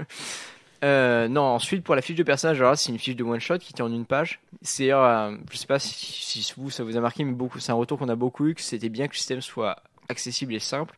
Il y a beaucoup de gens qui nous ont dit que c'était assez bien sur ce point-là, que ça tienne en une page, que le système soit pas si compliqué. Mais pour jouer en campagne, en fait, ce qu'on va faire, c'est qu'il y aura donné dans le manuel qu'on sortira pour le MJ une version étendue de la fiche, c'est-à-dire ce sera une seconde. Et en fait, avec ces 2 feuilles, on les pliera comme une sorte de petit carnet. Et dedans, il y aura beaucoup plus de pages pour le background, pour les contacts du personnage, etc. Ce sera une fiche étendue, un vrai livret de campagne. Vous plierez, vous aurez votre petite feuille, votre petit feuillet A5 en fait que vous déplierez comme un carnet. Comme un carnet que vous gardez de personnage. Là, c'est une feuille vraiment pour le one shot qui tient en une page. On peut facilement il y a tout sur cette feuille. Il y a vraiment tout. Mais c'est bien parce que vu ce que tu décrivais pour ce que tu voulais faire, du coup, il me semblait important quand même d'avoir un background quelque part. Mais cette feuille-là, elle permet rapidement d'acquérir le personnage. Tout est là, vous n'avez pas à la retourner, à la tourner, tout. Vous avez tout. Alors là, c'est une question ultra technique que je vais te poser. Je comprends pas. Il y a la caractéristique charme. Parce que tu as une compétence. Non, tu as une compétence charme et une caractéristique charisme. Et du coup, quand est-ce que tu utilises charme et charisme, c'est pas déjà charme en fait? Non, c'est pas pareil. C'est pas pareil? Charisme, c'est comment dire? Sauf que c'est pas pareil. Charisme, déjà, c'est une caractéristique et charme, c'est une compétence. T'es con. Ouais, je sais. Tu peux avoir une personne qui a du charisme et qui n'a comment dire je réfléchis 2 secondes. Je vois pas charme. Pour moi, le charme et le charisme, en fait, c'est la même chose. Une personne qui a du charisme et qui fait peur. Non, charisme, tout simplement. Le charme, c'est vraiment drague. C'est la séduction, en fait. Charisme, c'est une caractéristique, c'est quelque chose que tu as de base sans aucune expérience. Donc, charme, c'est au sens de faire des charmes. C'est draguer. Oui, c'est draguer. Presque ça. Ouais. C'est, charisme, c'est ta capacité à interagir avec les gens. Ouais. Est-ce que tu rayonnes naturellement? Et charme, c'est ta capacité à faire en sorte qu'une personne s'attache à toi. C'est-à-dire que, en fait, on choisit de faire du charme, mais on ne choisit pas d'avoir du charisme. Oui. Donc du coup, est-ce que tu crois que la compétence est bien choisie ici? Peut-être qu'il faudrait changer le mot, c'est un peu confusant. Voilà, l'énoncé charme devrait être transformé en séduction, par exemple. Peut-être. C'est pas, je sais pas, ça me semble pareil. Ouais, ça te semble pareil, d'accord. Okay. Bon. Parce que vraiment, charisme, c'est ça peut servir à plusieurs choses. Une fois que tu sais bien gérer tes interactions avec les autres, évidemment, ça devient normal de savoir argumenter, de savoir utiliser l'empathie, d'avoir un sens de l'étiquette, etc. Alors, autre petit truc, c'est sciences académiques et archéologie, c'est 2 choses différentes? Oui, ça par contre, c'est l'univers. C'est comment dire, il y a plusieurs compétences dans les jeux de rôle qui sont là à cause du contexte de l'univers. Ouais. Et notamment archéologie, c'est vraiment là. Il y a tout un côté pulp, par exemple, qui est généré. Donc la compétence archéologie, il y a beaucoup évidemment de trucs sur les temples perdus, la découverte de civilisation, l'enquête. D'accord. Ouais. Et archéologie, elle comprend à la fois l'histoire, les techniques d'archéologie. La compétence existe indépendamment des connaissances académiques de façon à encourager les joueurs à créer dans ce sens-là. Voilà, quand on a dit, ils prédisent, je vais prendre un archéologue. Beaucoup en fait vont prendre ce choix car c'est un truc qui est très présent. Et voilà, directement compétence archéologique qui me donne le moyen de faire. Est-ce que sciences académiques, ça permet de regrouper un peu ensemble tous les personnes qui sont vraiment les personnes qui font beaucoup dans la théorie, les personnes qui vont dans les facultés, qui font les grands feuillets, donc que personne ne comprend avec tous ces chiffres et ces symboles. Ça regroupe dans sens académique. Pourquoi l'argumentation est sous la caractéristique charisme et sang-froid? Est-ce qu'elle serait pas mieux quand même sous intelligence et volonté? L'argumentation, ça semble être plutôt le fruit de l'intelligence et de la volonté que... Malheureusement, là par contre... Là, c'est vraiment des questions de points de détail. Hein, oui. Là, pour argumentation, je préfère... En fait, alors c'est cette histoire d'âme intérieure et d'âme extérieure, en fait, qui t'a orienté beaucoup, non? Il y a ça déjà. Je pense plus que l'argumentation, malheureusement, c'est une caractéristique sociale parce que tu as beau avoir des bons arguments, si tu ne sais pas les sortir, si tu es mal à l'aise en public, tu as de toute façon du mal. Et malheureusement, on voit très souvent des personnes qui, avec des esbroufs complètes, arrivent à argumenter. L'argumentation, c'est pas la persuasion. J'ai l'impression que tu fais une confusion entre les deux. La persuasion, c'est justement, c'est la rhétorique, c'est l'art de convaincre par l'émotion. C'est quoi la différence entre l'argumentation, c'est des arguments rationnels basés sur des faits et une analyse scientifique. C'est-à-dire que l'argumentation, il y a une logique, il y a une cohérence. Un argument rationnel n'est pas un argument, donc. Absolument, c'est pas. En fait, ce qu'il essaye de te dire, c'est que tu peux avoir de très bons arguments et ne pas savoir les exprimer. C'est quand même de l'argumentation. La controverse de Valladolid, qui est l'exemple typique qu'on donne en français pour illustrer ça, c'est-à-dire qu'on a 2 adversaires face à face. Las Casas et je ne sais jamais le nom du deuxième. Le premier joue sur la persuasion et l'émotion en essayant de défendre que les Indiens sont des hommes, qu'ils ont une âme, etc. Et l'autre se base sur une argumentation rationnelle pour montrer que les Indiens n'ont pas d'âme et donc sont des esclaves que l'on peut exploiter. Et donc les deux s'affrontent en fait avec deux méthodes d'argumentation. Ça, tu vois, c'est argumentation, ça reste d'une méthode d'argumentation justement, mais il y a KOR dedans. C'est ça, c'est méthode argumentative. Mais avec dans l'argumentation, tu peux avoir KOR. Utiliser l'ordre KO pour argumenter, ça donne vraiment pas le même résultat. D'accord. Et ça, c'est intéressant par contre que les dés. Faut quand même comprendre que chaque compétence c'est vraiment un double, presque. Pour certaines, c'est plus flagrante que pour d'autres, mais la plupart des compétences vraiment un double fond avec ordre à KO. Une argumentation à l'ordre sera extrêmement scientifique, très plat. Donc l'argumentation sera beaucoup plus de la persuasion si tu utilises KO. Donc il faut vraiment bien le préciser ça. Mais du coup, sans spoiler ni rien, le fait qu'il y ait de l'ordre et du chaos dans les dés, qui ont l'air d'être quelque chose de très très présent dans l'univers, est-ce que ça va amener des secrets sur l'ordre et le chaos? Bien sûr, de toute façon, Engrenage est un univers à secret qu'on compte bien développer en profondeur. D'accord, ok. Et donc du coup, le fait d'avoir un dé noir, un dé blanc, et de réussir avec du dé noir ou du dé blanc influence la nature de l'action et également la métaphysique du jeu. Pour l'instant, dans les one-shots, on fait pas ça, mais on pense pour certains scénarios d'avoir des compteurs en fait pour le MJ de combien de fois des dés blancs ont été lancés et combien de fois des dés noirs ont été lancés. C'est une piste de gameplay en quelque sorte qu'on est en train de développer. Parce que moi, je commence à comprendre la cohérence du jeu, en fait.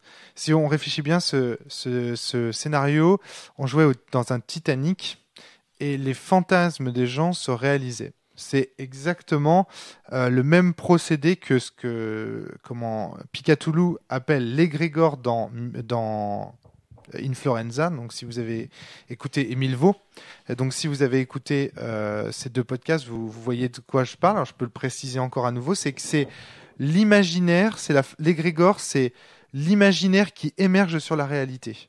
Si je crois qu'il y a des lutins d'un seul coup derrière les arbres, à Brocéliande par exemple, c'est un truc qu'on dit souvent quand on va à Brocéliande, qu'il y a un lutin derrière chaque arbre, eh bien l'égrégore va réaliser, en fait l'inconscient collectif va comme réaliser ce phénomène, et de fait il y aura à un moment donné dans la réalité, à force que tout le monde s'imagine qu'il y a des lutins derrière les arbres, de fait dans la réalité les lutins seront derrière les arbres. C'est l'imaginaire qui se réalise. Et c'est ça en fait ton histoire d'ordre et de chaos. L'ordre, c'est le réalisme. Il y a un peu de ça, en effet. Voilà, c'est ça. Okay. Mais il n'y a pas que ça. On veut toujours rester dans la nuance. En fait, surtout quand on parle d'ésotérisme, d'engrenage, on veut toujours rester dans la nuance. Donc, il y a ça aussi dans le jeu. Et c'est là que je te dis qu'on est peut-être passé à côté du jeu. C'est que moi, c'est ça que j'avais envie d'explorer dans Engrenage. Malheureusement, on n'a pas vraiment. Malheureusement, qu'est-ce qu'on a fait? On a fait les guignols dans une auberge. Je vous ai essayé de trop faire les guignols, je pense. Bah oui, on a fait les guignols dans une auberge. On a fait les guignols sur le Titanic. Et au final, on n'a pas exploré cette dimension métaphysique. C'est un défaut que j'ai souvent. Je laisse trop mes joueurs faire les guignols. J'ai des astros. J'ai pas envie de me tirer sur la laisse. C'est bien parce que du coup c'est parfait pour ce que je voulais te poser comme question pour après. Un des trucs qu'a fait aussi quand on faisait les guignols, c'est que du coup moi j'ai trouvé que les tours de parole étaient un peu fouillis parce qu'il n'y en avait pas. En fait, je savais pas quand je pouvais jouer, quand je savais pas trop. Attention, c'est du jeu de rôle, quoi. Oui, je sais. Chacun prend la parole quand il en a envie, quand même. C'est ça. Ouais, mais. C'est pas toujours le cas. Il y a des jeux de rôle dans lesquels c'est très codé. Très... Mais ça dépend. C'est du jeu de rôle classique, c'est à fort d'empoigne. On est là pour. Mais c'est vrai que cette table, là, sans vouloir être méchant, il y a vraiment eu un gros problème au niveau de la communication. Il y a plein de fois, j'ai l'impression que vous ne nous écoutiez pas et que d'un coup, il y en a un qui se rajoute. Je ne pense pas que ce soit une impression. La preuve avec la remarque, la preuve en podcast avec la remarque de Yosei à l'instant quand elle disait qu'on ne t'avait pas écouté nous annoncer les difficultés. C'est un scandale. Enfin, c'est carrément. Mais pour dire que c'était indiscipliné. Pour dire que c'était quand même très fouillis, c'est que même toi à un moment tu savais pas que Romaric était dans une scène. Non mais je pense qu'il y a des tas de raisons en fait. Il faut pas se dire les tables de la CU sont bordéliques, etc. Parce que c'est pas vrai. Ça dépend qui. Ça dépend. Non. Puis ça dépend le jeu, ça dépend le système. Il y a des systèmes qui nous cadrent. Hein. Tu fermes ta gueule. Je veux dire, tu joues à Polaris, tu joues à Dogs in the Vineyard. Je te jure, il y a t'entends les mouches voler. Hein. Personne qui move, tout le monde s'en prend plein la gueule. Et voilà. Mais c'est juste que le truc, c'est que ici. Le scénario nous lance dans un lieu où c'est difficile d'en comprendre toutes les problématiques et tout, et donc c'est normal qu'au début ce soit fouillis. Je pense que c'est comme disait Shadow, hein, c'est un jeu qui se développe sur une campagne où progressivement tu comprends les enjeux et donc tu commences à avoir des enjeux pour ton personnage et ces enjeux orientent ton jeu d'acteur, ce que Yosei appelait le roleplay tout à l'heure, et du coup ça t'invite à créer dans une certaine direction. Mais pour ça, il faut bien connaître le canon esthétique du jeu et on ne l'avait pas là ici. Maintenant, avec ces histoires d'ordre et de chaos, de steampunk, d'égrégore, entre guillemets, de monde, comment dire, de monde des rêves qui se réalisent, je commence à voir le canon esthétique et du coup, je comprends mieux, tu vois. Là, on referait une partie, je suis pas sûr que ce serait le même résultat. Et avec la musique et tout ça. Est-ce qu'il y a d'autres remarques?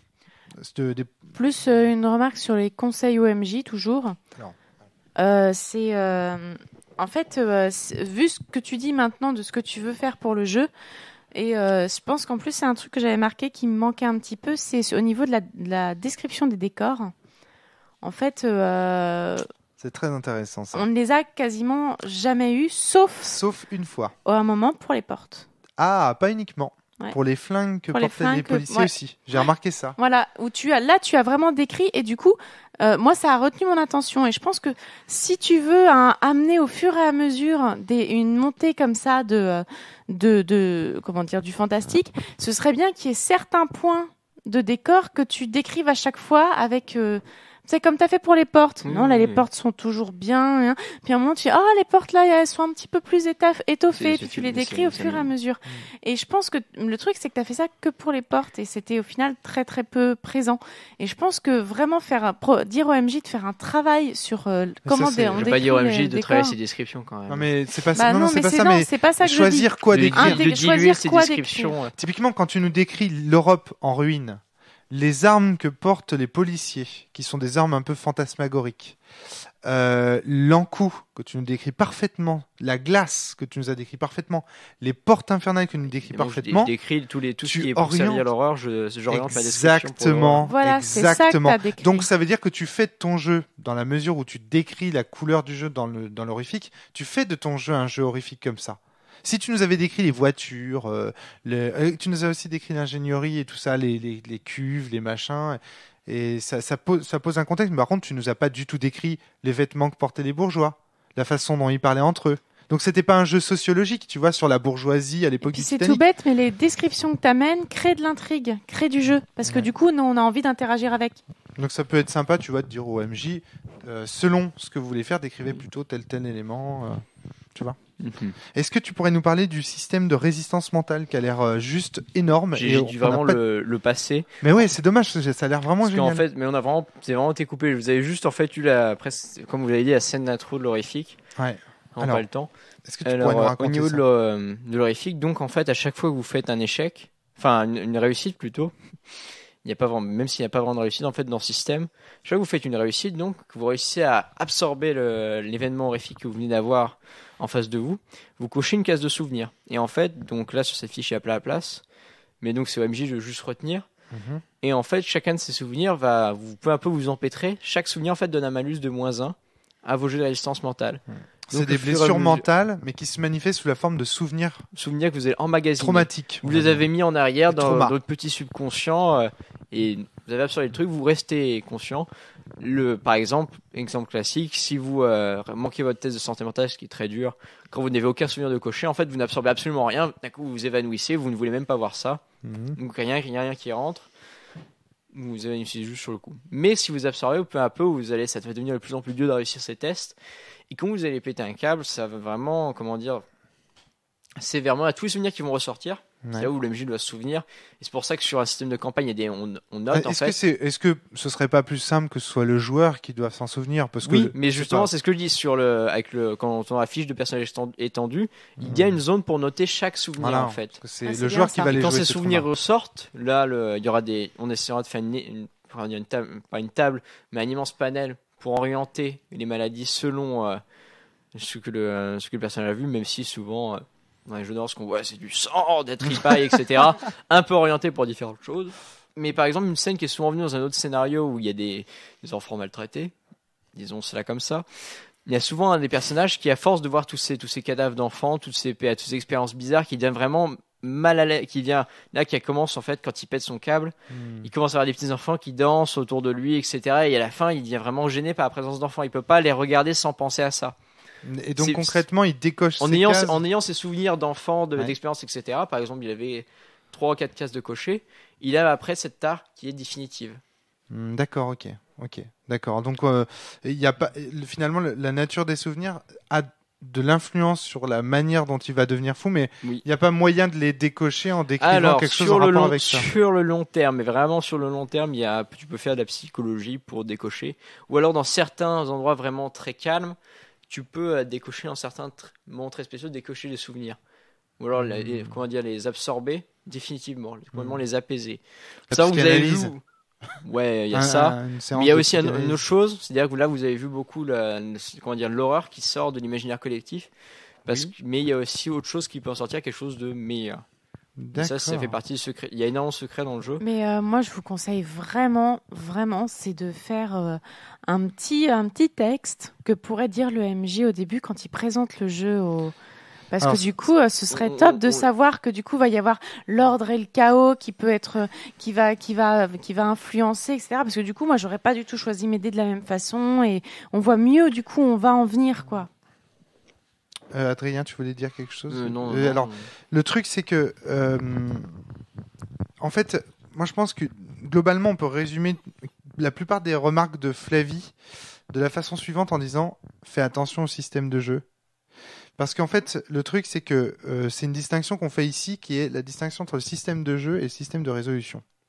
Le système de résolution gère les conflits entre les personnages fictifs. C'est le moment où tu lances les dés, où tu choisis les compétences, etc. dans Engrenage, par exemple. Et le système de jeu, c'est quel est le rôle des joueurs autour de la table. Dans quel sens on crée autour de la table. Y compris quel est le rôle du MJ. C'est-à-dire, y compris quel est le propos du jeu, par exemple, tu vois. Quel est le rôle d'un joueur? Est-ce que le rôle d'un joueur, c'est d'enquêter? Est-ce que le rôle d'un joueur, c'est de créer une histoire d'amour? Est-ce que le rôle d'un joueur, c'est etc. Et Flavie, depuis le début, ne cesse de vous dire, créateur d'Engrenage, écrivez votre système de jeu. Et non pas uniquement votre système de résolution. Parce que là, vu les trucs que tu as fait, c'est top, mais il faut que quelqu'un puisse faire la même chose que toi. Oui, mais là, vous n'avez pas le kit d'intro en main. Absolument. Non, mais c'est pour attirer ton attention là-dessus. On dit pas que ce sera pas fait dans la version finale, évidemment. Oui, parce qu'a priori, le système de résolution, il y a un potentiel intéressant.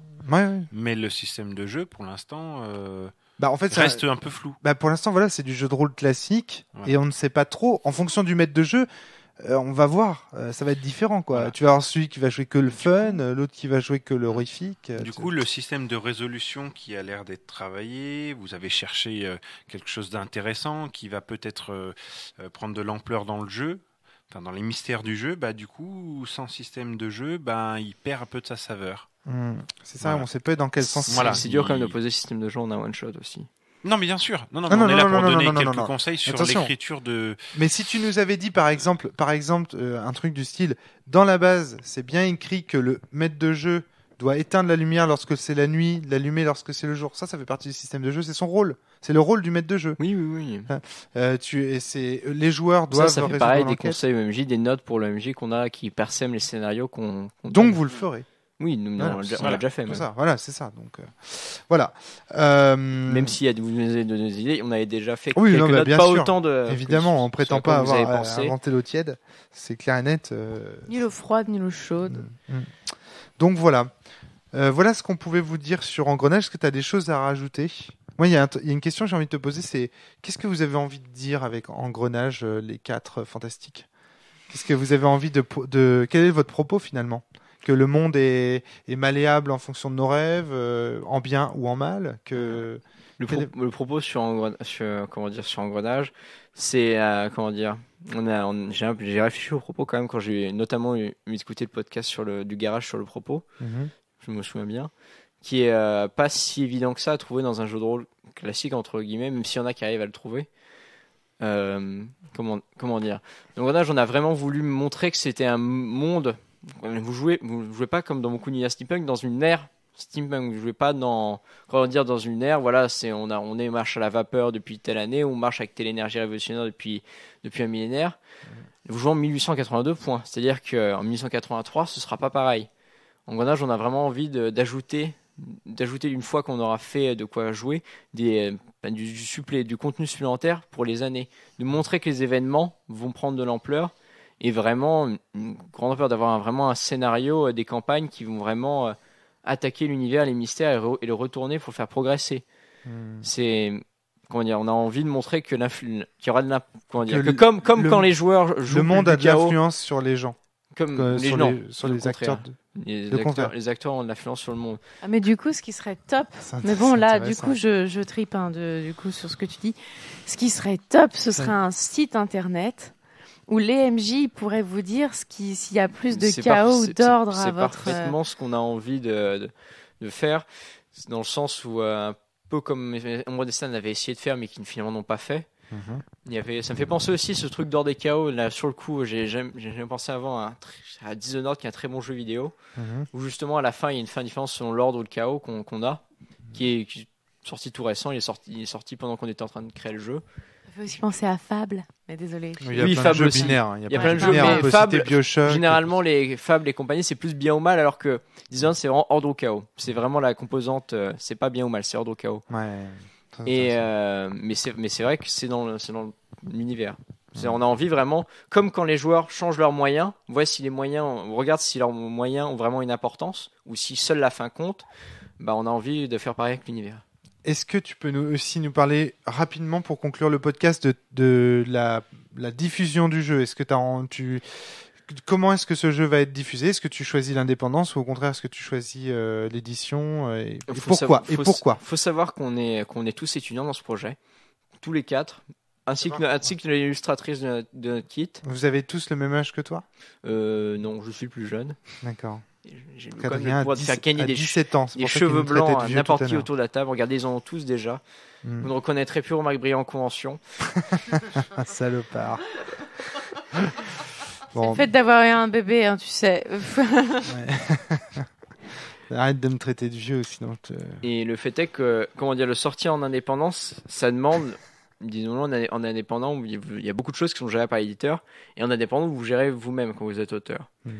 Et nous, on n'a pas le temps vraiment de prendre le temps, et surtout d'avoir l'expérience, car on est quand même jeune, et c'est vrai qu'un éditeur, malgré tout ce qu'on peut dire, d'expérience, Moi, je crois que c'est important de préciser effectivement que tu as 17 ans, donc t'es quand même, t'es même pas. J'ai 17 ans, mais les autres. Vous êtes en train de faire un jeu de rôle de ouf. C'est un projet titanesque. Un jeu de rôle, c'est forcément titanesque. J'ai 17 ans, et tous les autres sont plus. Ils ont quoi, 18, 19, 19, 20, 21. Voilà, je pense que c'est important pour les auditeurs de voir aussi. Non, mais ça change un peu de la moyenne d'âge de la trentaine qu'on a dans la communauté rôliste. Exactement, c'est ça que je voulais dire. C'est que le renouveau, ils arrivent, ils sont là.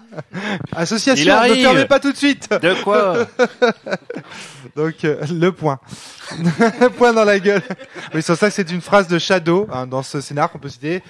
C'est attention, il arrive. De quoi? C'est quoi? Le point dans ta gueule. Et bam, un gros coup de gros bon. Fini mon PNJ. Et bam. Encastré dans une porte. Et donc vraiment, si on prend l'édition, c'est parce qu'on n'a pas. Bon, on va essayer d'aller vers l'édition, parce que l'édition va complètement nous refuser, nous claquer à la porte. Dans ce cas, on persistera vers le. Bon voilà, s'il y a des auditeurs qui écoutent la cellule et que ce projet les intéresse, ils peuvent vous contacter sur le site. On contacte les éditeurs. Vous les contactez déjà? Vous faites des démarches et tout? Oui. Et donc on verra ce qu'il en sort, mais normalement on préférait faire éditer parce que l'éditeur suit la diffusion d'une grosse partie de l'illustration, qui connaît les illustrateurs déjà, parce que nous ne connaissons point. Ouais, d'accord, c'est le réseau de l'éditeur qui t'intéresse, la distribution, l'illustration, le réseau de l'éditeur, la relecture. Peut-être qu'après on fera des projets en auto-édition, mais là celui-là on le fera éditer forcément, on cherchera en tout cas à l'éditer. Et si après un éditeur nous a envie de continuer de travailler avec nous, on continuera aussi, si ça se passe bien. De toute façon, on a envie, on verra avec l'expérience.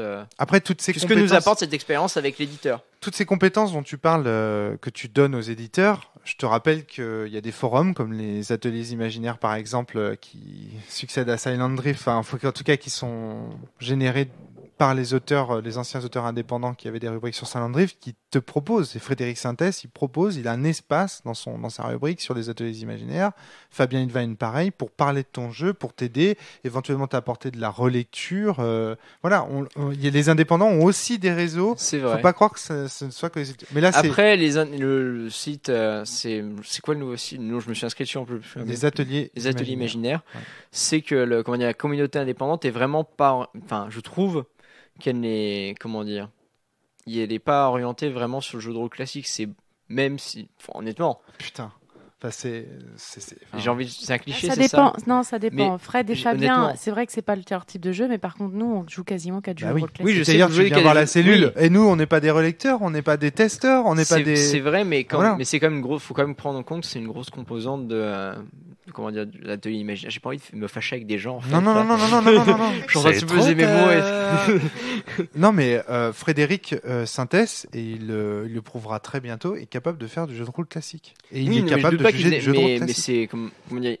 Quand je débarque je vois ce que tu veux dire. Silent Drift, je vois Monostato, je vois Sens, même si c'est des jeux de rôle que tu joues avec AMJ, pas être méchant, c'est pas non plus le jeu de rôle classique, traditionnel. Très, très traditionnel, etc. Il y a quand même quelque chose de beaucoup plus. Et Engrenage, même si on a envie d'apporter plein de choses nouvelles, d'apporter vraiment notre patte sur le style steampunk, on reste quand même du très classique avec un MJ, il prépare son scénar, etc. Et je sais pas, on me sentirait pas vraiment super à l'aise sur les ateliers imaginaires. Alors pour ce projet-là, oui, je me sentirais pas peut-être à l'aise, mais pour d'autres, peut-être, on verra. Voilà. Etc. De toute façon, on a le temps.